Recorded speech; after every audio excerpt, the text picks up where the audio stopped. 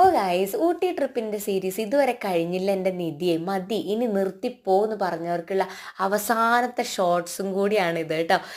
നമ്മുടെ ഊട്ടി ട്രിപ്പിൻ്റെ ഒരുപാട് ഫോട്ടോസുകളും വാട്സപ്പ് സ്റ്റാറ്റസുകളും റീൽസുകളും ഫോട്ടോസുകളും എല്ലാതും നമ്മൾ ഇൻസ്റ്റയിലായിക്കോട്ടെ, എഫ് ബിയിലായിക്കോട്ടെ, വാട്സപ്പിലായിക്കോട്ടെ, യൂട്യൂബിലായിക്കോട്ടെ എല്ലായിടത്തും നിരത്തി നിരത്തി 4-5 ദിവസമായിട്ട് ഇട്ടുകൊണ്ടിരിക്കുകയാണ്.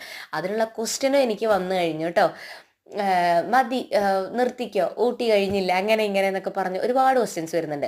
നമുക്കേ കൂടുതൽ താല്പര്യം ആരോടാണോ, അല്ലെങ്കിൽ കൂടുതൽ ഇഷ്ടം ആരോടാണോ, ആരോട് സംസാരിക്കാനാണ് കൂടുതൽ ഇൻട്രസ്റ്റ് ഉള്ളത്, ആരുടെ കൂടെ കൂടാനാണ് ഉള്ളത്, നമുക്ക് കൂടുതൽ ഹാപ്പിനെസ് കിട്ടുന്നത് എവിടെ നിന്നാണ്, അവരോടൊക്കെ നമ്മൾ കൂടുതൽ അടുക്കാനായിട്ട് ശ്രമിക്കില്ലേ. അങ്ങനെ ഒരു ഗ്യാങ്ങാണ് ഞങ്ങളുടെ ഈ ഗ്യാങ് കേട്ടോ.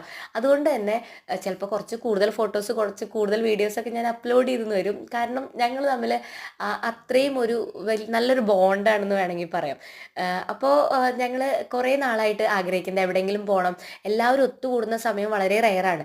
അപ്പോൾ എവിടെയെങ്കിലും പോകണം എന്ന് വിചാരിക്കുന്നത്. അപ്പോൾ ഊട്ടിയെങ്കിൽ ഊട്ടി എന്ന് വിചാരിച്ച് ആ ഒരു കിട്ടിയ ചാൻസ് ഞങ്ങൾ മിസ്സാക്കാണ്ട് ഊട്ടിയിലോട്ട് വിട്ടു.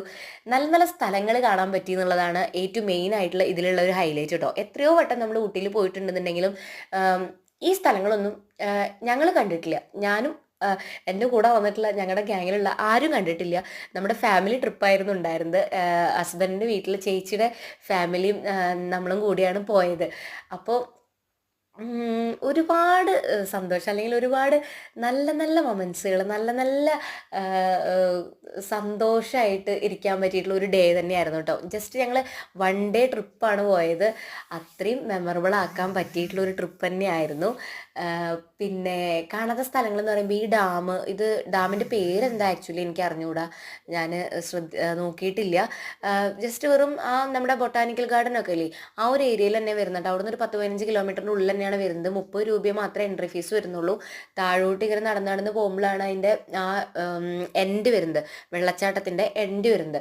അപ്പോൾ അങ്ങനെയുള്ള കുറേ നല്ല നല്ല വ്യൂസുകൾ ഞങ്ങൾക്ക് കിട്ടി, നല്ല നല്ല ഫോട്ടോസുകൾ കിട്ടി, നല്ല നല്ല വീഡിയോസുകൾ കിട്ടി, കുറേ റീൽസുകളൊക്കെ ചെയ്തു. അങ്ങനെ എന്തായാലും ആ ഡേ കളറായി എന്ന് തന്നെ പറയാം. അത്രയും സൂപ്പർ ട്രിപ്പായിരുന്നു കേട്ടോ. നമ്മുടെ ലൈഫിൽ നമുക്ക് എൻജോയ് ചെയ്യാൻ പറ്റുന്ന ഒരു മൊമെൻറ്റും കളയരുത് എന്നാണ് എൻ്റെ ഒരു അഭിപ്രായം. അത് മാത്രമേ നമുക്ക് എപ്പോഴും ഓർമ്മയിൽ സൂക്ഷിക്കാനായിട്ട് ഉണ്ടായിരിക്കുള്ളൂ.